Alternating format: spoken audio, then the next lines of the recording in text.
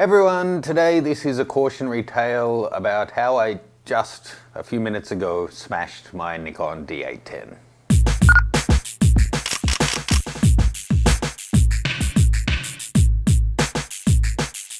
So I hope during that intro you've managed to stop laughing. I know I have a bit of a reputation for breaking things, and it's true. What's the opposite of ADD? Maybe attention surplus disorder or something. I tend to focus on exactly what I'm doing and ignore everything around me, and that means I often kick things, drop things, whatever, when I'm not focusing on it.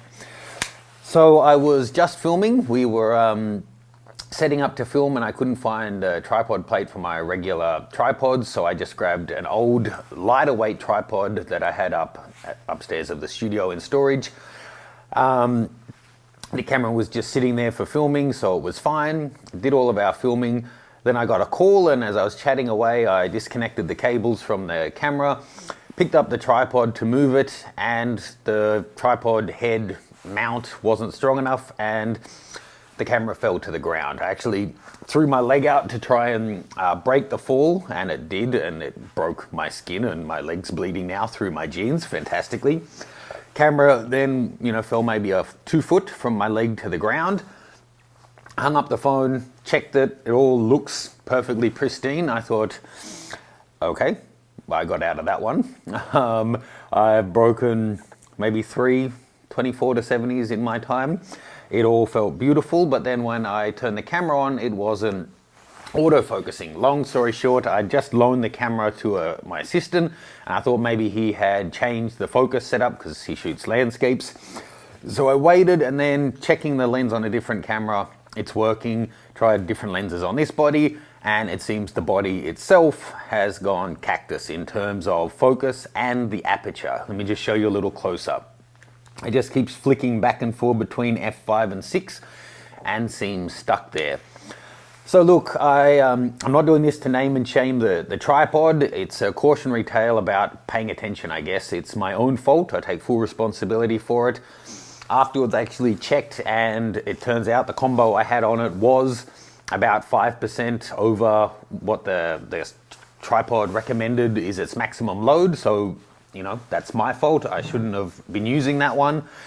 So I guess a couple of lessons from that are maybe I need to pay more attention to the equipment, and when I'm on the phone, give the person on the phone all my attention, and then when I'm moving the gear, move the gear and hold the camera rather than the tripod, seeing it's obviously by far the more expensive part.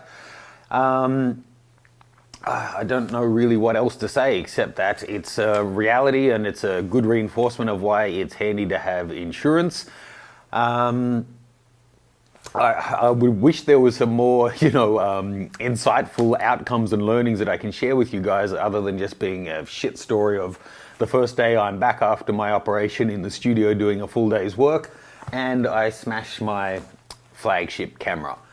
So it'll be off to the Nikon service center next week to get it evaluated, and then I guess put through insurance again if it's an expensive job.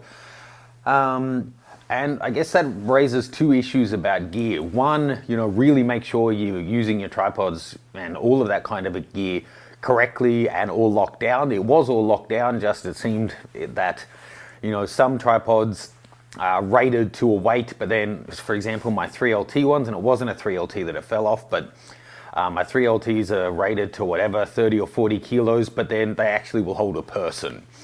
So, it's just a limit put on them. So, but other ones, cheaper ones, you may really want to watch what weight you put on them.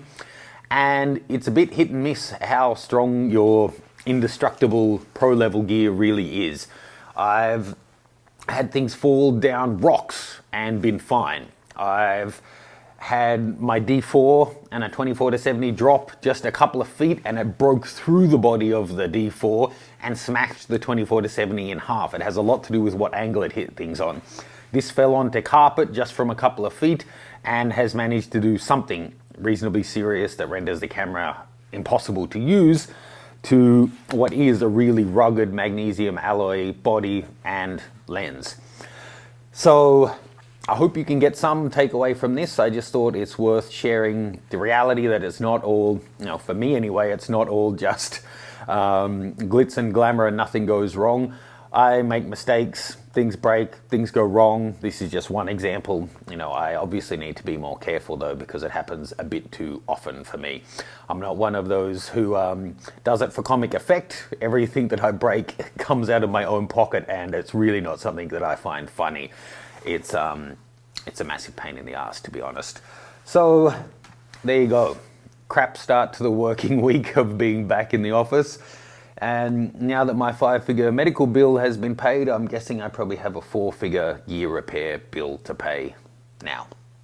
Anyway, leave me your words of wisdom or your mean-spirited, you should have known better comments below, and I'll see you soon.